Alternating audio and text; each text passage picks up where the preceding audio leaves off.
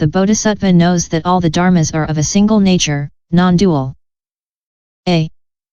All dharmas are intelligible and consequently one. The eye consciousness understands color, and so on up to the mental consciousness which understands dharmas. As a result of this characteristic of intelligibility, all dharmas are proclaimed one. B. All dharmas are knowable and consequently one. The dukkha dharmajnana and the dukkha anvayajnana cognize the truth of suffering. The samudaya dharmajnana and the samudaya anvayajnana cognize the truth of the origin of suffering. The niraya dharmajnana and the niraya anvayajnana cognize the truth of the cessation of suffering. The marg dharmajnana and the marg anvayajnana cognize the truth of the path. Finally, excellent worldly knowledge also cognizes suffering, its origin, its destruction, the path of its cessation, space, and cessation not due to knowledge. As a result of this nature of cognizability, all dharmas are proclaimed one. C. All dharmas are capable of being object and consequently one. The visual consciousness and the things associated with it are concerned with color. In the same way, the auditory consciousness, olfactory, gustatory and tactile consciousnesses are concerned with sound, smell, taste and the tangible respectively.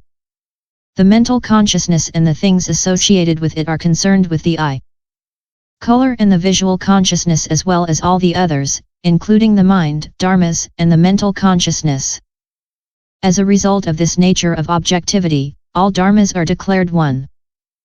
D. Moreover, some claim that all dharmas, taken separately, form a unity. 1 and 1 is 2. 3 times 1 is 3, and so on up to 1,000, 10,000, etc. Everything reduces to unity. It is metaphorical to speak of thousands and tens of thousands. E. Finally, in all dharmas there is a characteristic that makes them to be declared one. They are one by means of this same characteristic. Every object is called dharma. By means of this nature of dharma it is one. The patience consisting of destroying any characteristic of multiplicity by means of innumerable categories of this type without, however, being attached to unity, is called dharmaksanti. 8. Moreover, the Bodhisattva sees everything as duality. What is duality? Duality is inner nature and outer nature. As a result of this inner nature and this outer nature, that which is inner is not outer, and that which is outer is not inner. Moreover, all dharmas are dual by virtue of their nature of existence and their nature of non-existence. They are empty and non-empty, eternal and transitory, personal and non-personal, material and non-material, visible and invisible, resistant and non-resistant, impure and pure, conditioned and unconditioned, mind and non-mind, of mental order and of non-mental order, associated with mind and dissociated from mind. The patience that consists of destroying uniqueness by means of innumerable categories of this type without, however, becoming attached to duality, is called dharmaksanti. 9. Moreover, sometimes the Bodhisattva sees all dharmas as triple. What is this triplicity? All the dharmas are lower, middling, or higher, good, bad, or indeterminate, existent, non-existent, neither existent nor non-existent. To be abandoned by seeing the truths, to be abandoned by meditation, not to be abandoned. Pertaining to the student, pertaining to the teacher, pertaining to neither the student or the teacher. Involving retribution, not involving retribution, involving neither retribution nor the absence of retribution. The patience consisting of destroying unity by means of innumerable ternary categories of this type without, however, being attached to multiplicity is called dharmaksanti. 3. Patience in regard to the Buddha Dharma. Moreover, although the Bodhisattva has not yet obtained the pure path and has not cut through the fetters, he is able to adhere to the pure holy Dharma as well as the 3 seals of the Dharma. First seal. All conditionings are transitory. Second seal. All dharmas are devoid of substantial self. Third seal. Nirvana is reality. The saints who have obtained the path possess the knowledge of all that by themselves. But when the bodhisattva who has not obtained the path believes in this teaching and adopts it, this is called dharmaksanti. Moreover, there are 14 difficult questions which the Buddha did not answer. Is the world eternal? Is it not eternal? Etc.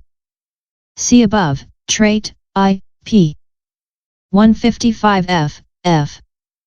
Meditating on these questions without encountering obstacles or losing the middle path, the ability to maintain such a position constitutes dharmaksanti. Kulamalankya Sutta.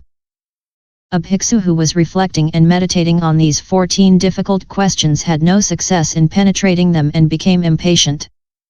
Taking his robe and his begging bowl, he went to the Buddha and said, "If the Buddha will explain these 14 difficult questions for me and satisfy my mind, I will remain his disciple. If he does not succeed in explaining them to me, I will seek another path." The Buddha answered this fool, "At the beginning, did you have an agreement with me that if I explained these 14 difficult questions, you would be my disciple?" The bhiksu said no. The Buddha continued, "Fool! How can you say today that, if I do not explain that, you will not be my disciple? I preach the Dharma to save people stricken by old age, sickness, and death. These 14 difficult questions are subject for debate. They are of no use to the Dharma and are only futile proliferation. Why ask me these questions? If I answered, you would not understand. At the time of death, you would have understood nothing and you would not be liberated from birth, old age, sickness, and death. A man has been struck by a poisoned arrow.